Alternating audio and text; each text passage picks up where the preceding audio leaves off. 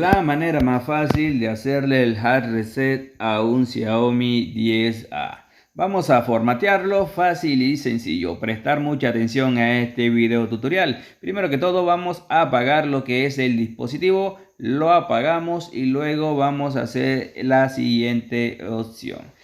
Esperamos 5 segundos que el dispositivo esté apagado y vamos a presionar encendido y botón de volumen arriba. Lo presionamos por unos segundos hasta que el dispositivo reinicie.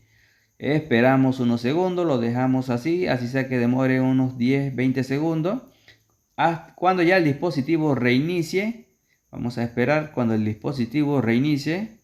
Vamos a soltar botón de encendido, contamos 5 segundos y soltamos botón de encendido y así podemos entrar lo que es al modo recovery. Ahora nos vamos donde dice WIP Data, con encendido seleccionamos, bajamos, con encendido volvemos a seleccionar y bajamos nuevamente y le damos en confirmar con encendido y listo. Así el dispositivo estaría formateado fácil y sencillo.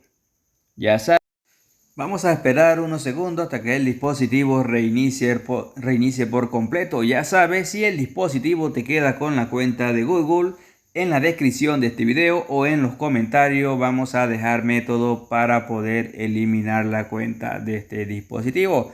Ya sabes, suscríbete si aún no te has suscrito, activa la campanita, dale like, compártelo y deja un buen comentario. Esto ha sido todo por hoy. Hasta la próxima, queridos.